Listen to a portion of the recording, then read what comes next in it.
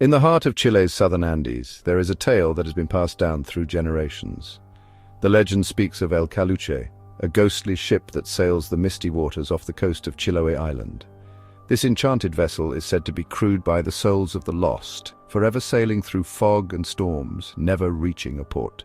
The ship appears out of nowhere, often accompanied by strange lights and eerie sounds, before disappearing into the mist just as quickly as it arrived. The islanders believe that those who spot El Caleuche are either cursed to wander the seas forever or destined for great fortune. Some say the ship is a warning, others believe it's a guide for lost souls seeking their way to the afterlife. Either way, El Caleuche remains one of Chile's most enduring and mysterious legends, capturing the imagination of those who hear it. But beyond the eerie mysteries of folklore, Chile is a land of vibrant history and stunning landscapes, from the peaks of the Andes to the glaciers of Patagonia. In Nations of the World, as with every country, we'll uncover Chile's story, from its ancient roots to its vibrant modern identity. We'll explore its rich history, the cultures that shaped its past, and the breathtaking geography that makes it a land of contrasts. So join us on this journey as we explore the legends, history, and landscapes of Chile. From its vibrant culture to its storied past, Chile's identity is deeply intertwined with its extraordinary geography. So let's dive into what makes this country so unique. Chile, a country that stretches along the western edge of South America. It runs for over 4,300 kilometers from the northern desert regions to the icy southern Patagonian glaciers, making it one of the longest north-south countries in the world. To the north, Chile is bordered by Peru with the Atacama Desert, one of the driest places on Earth, setting the tone for the country's extreme climates.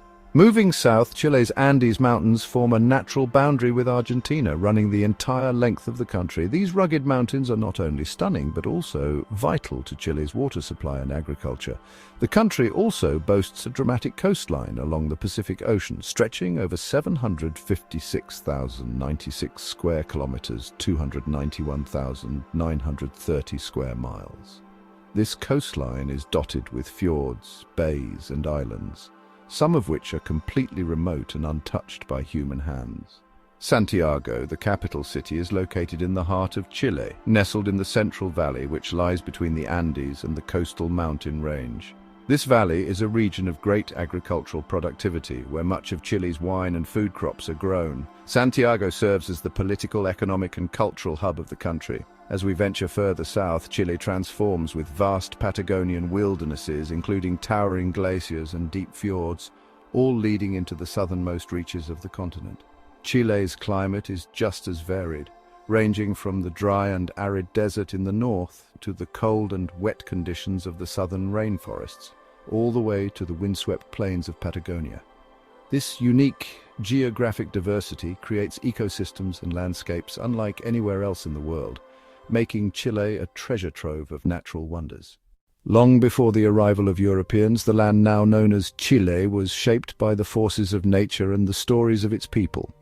The Mapuche, one of the dominant indigenous groups in the region, believed that the world was formed by two great serpents, Tren Tren and Kai Kai. In the ancient tale, Kai Kai, the serpent of the sea, grew angry and sought to flood the world.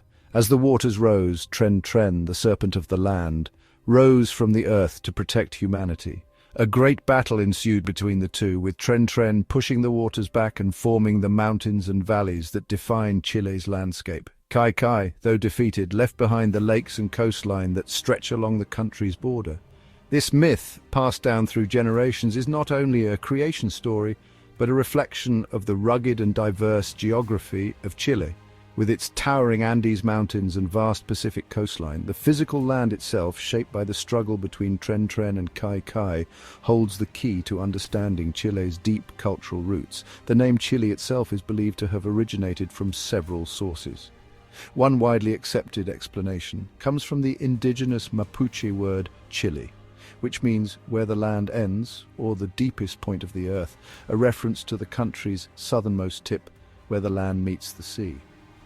Another theory suggests it comes from the Quechua word Chile, meaning cold or snow, describing the cold, mountainous regions in the south.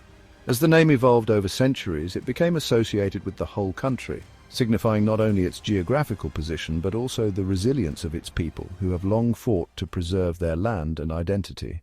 Before European contact, Chile was home to several indigenous groups, each with their own unique cultures and ways of life. The Mapuche, who inhabited central and southern Chile, were particularly notable for their strong resistance to outside forces, especially during the colonial period. Their resistance was so fierce that they were one of the few indigenous groups in the Americas to maintain their independence against Spanish forces. In the north, the Atacameños and Aymara peoples lived in the harsh deserts, developing advanced agricultural techniques to survive the arid climate. Meanwhile, in the far south, the Chono, Yamana and Selknam tribes adapted to the cold, rugged conditions of Patagonia, relying on hunting, fishing and gathering to sustain their communities. The arrival of the Spanish in the 16th century forever changed the course of Chile's history. In 1536, Diego de Almagro, a Spanish explorer, first attempted to establish a settlement in the region, but it wasn't until Pedro de Valdivia arrived in 1541 that the Spanish began their serious colonization of Chile. Valdivia founded the city of Santiago and quickly began establishing Spanish rule over the indigenous populations. The Spanish sought to exploit the region's resources, particularly its mineral wealth, and soon began their conquest of the local indigenous tribes. However, the Mapuche fiercely resisted Spanish expansion in the Arauco War, which lasted for almost 300 years.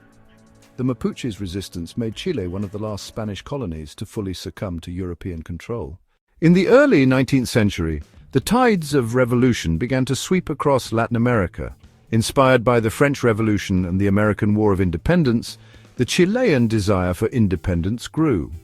In 1810, the people of Santiago rose up against the Spanish crown, and by 1818, after years of war and struggle, Chile officially declared its independence under the leadership of Bernardo O'Higgins and José de San Martin. O'Higgins, a key figure in Chile's independence movement, became the country's first supreme director. His leadership was critical in securing Chile's independence from Spanish rule, despite facing fierce opposition from royalist forces. After gaining independence, Chile faced internal struggles as factions fought for control of the new republic. Bernardo O'Higgins was eventually replaced by Diego Portales, a conservative leader who stabilized the country in the 1830s and helped establish a more centralized government. During the 19th century, Chile expanded its territory significantly. In the War of the Pacific from 1879 to 1884, Chile defeated Peru and Bolivia, securing vast territories including the Atacama Desert, which was rich in valuable nitrates. This victory solidified Chile's dominance in the region and contributed to its economic growth. The late 19th and early 20th centuries saw the rise of Chile as a key player in South America, with an emphasis on modernization and infrastructure development. The Chile-Argentina border dispute was resolved through the 1881 treaty, which confirmed Chile's sovereignty over the southern regions. The 20th century was a period of significant political change and turmoil for Chile. In 1970, Salvador Allende, a Marxist physician, became the first socialist to be elected president of Chile. Allende's government introduced sweeping reforms, including nationalization of major industries such as copper. However, his presidency was marked by economic struggles, social unrest, and tensions with the United States. In 1973, a military coup led by Augusto Pinochet overthrew Allende, ushering in a brutal dictatorship that lasted for 17 years. Pinochet's regime was characterized by widespread human rights abuses, including the torture and disappearance of political opponents. The dictatorship ended in 1990, and Chile transitioned to democracy with the election of Patricio Aylwin. Since then, Chile has developed into a stable democracy with a strong economy, although the legacy of the dictatorship still lingers in the country's politics. Since the return to democracy in 1990, Chile has become one of the most economically advanced and stable nations in Latin America. The country has seen rapid economic growth, particularly in the mining sector, where Chile is the world's largest producer of copper. Politically, Chile has made strides in addressing the social issues left by the dictatorship. The 2019 protests, which were sparked by a subway fare hike, led to a process of constitutional reform aimed at creating a more inclusive and democratic society. In 2021, Chile elected its youngest president, Gabriel Boric, signaling a new era in the country's politics. Today, Chile stands as a symbol of resilience and growth. From its indigenous roots to the turbulent colonial era and the struggles for independence and democracy, Chile's history is a testament to the strength and spirit of its people. Nestled in the vast expanse of the southeastern Pacific Ocean, Easter Island, or Rapa Nui, is a land shrouded in mystery and brimming with rich folklore. Officially a part of Chile, this remote island captivates the imagination with its iconic Moai statues, massive stone figures that silently gaze towards the horizon, embodying the legacy of the island's ancient civilization. Carved between the 13th and 16th centuries, the Moai statues are not just works of art, they represent the spiritual connection between the Rapa Nui people and their ancestors. These towering figures were carved from the volcanic rock of the Rano Raraku quarry, where some unfinished Moai remain, frozen in time and offering glimpses into the arduous carving process.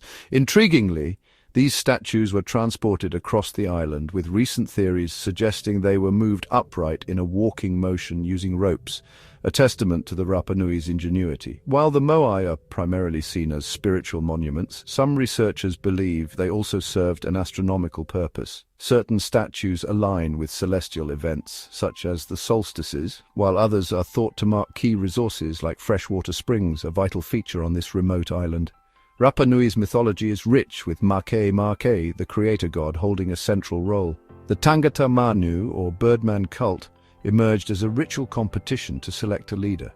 Participants would scale the dangerous cliffs of the island to retrieve the first egg of the sooty tern from a nearby islet, a perilous but sacred event.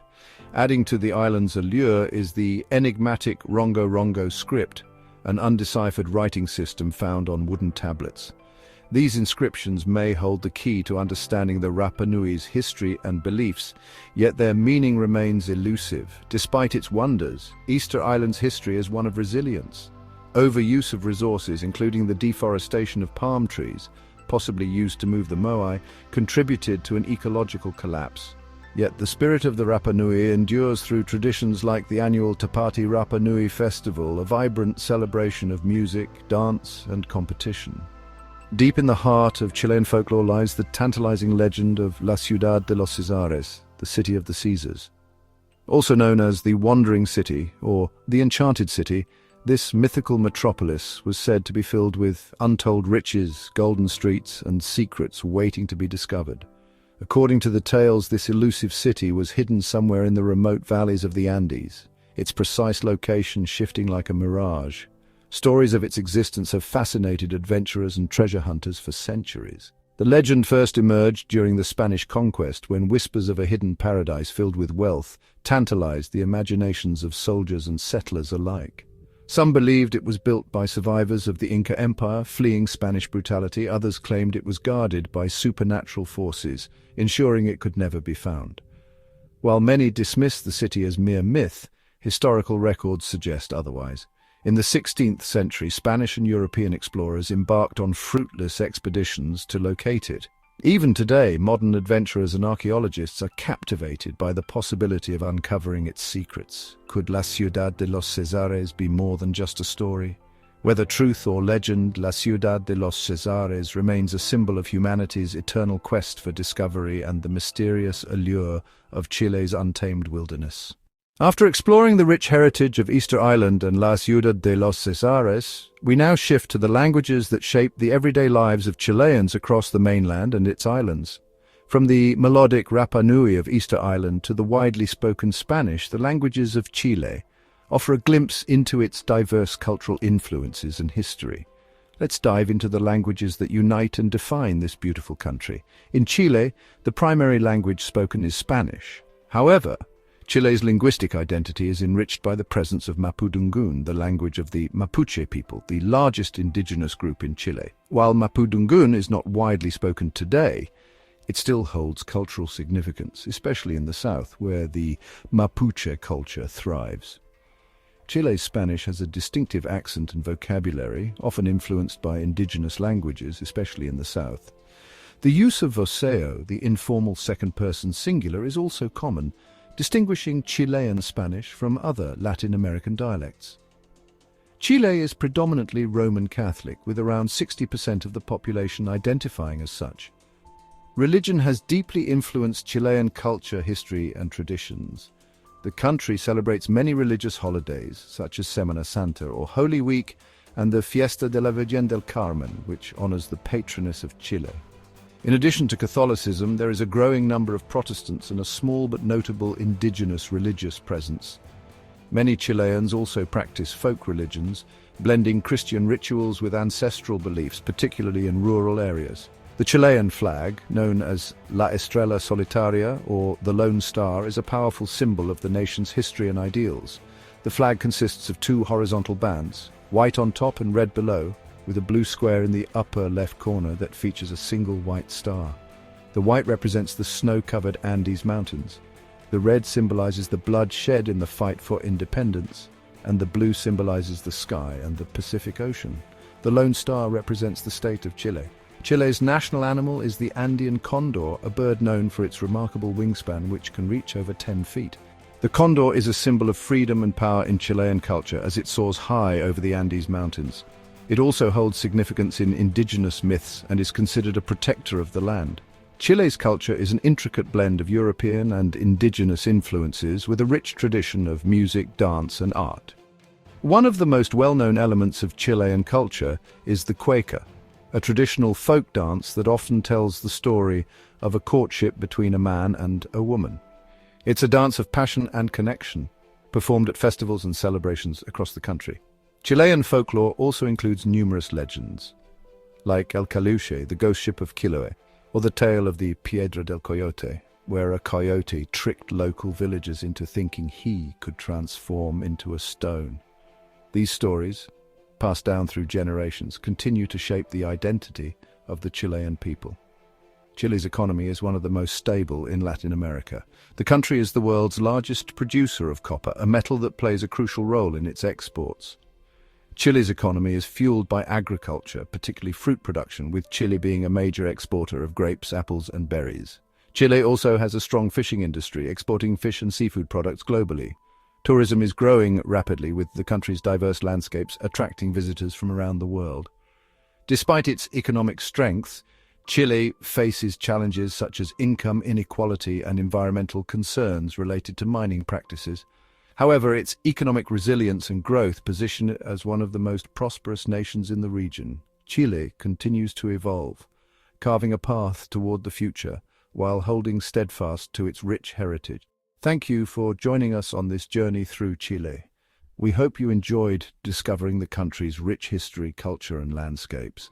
Want to learn about more incredible nations around the world? Check out our playlists by continent. Don't forget to like, share, and subscribe for more captivating stories from every corner of the globe. Which nation would you like to see next? Drop your suggestions in the comments below.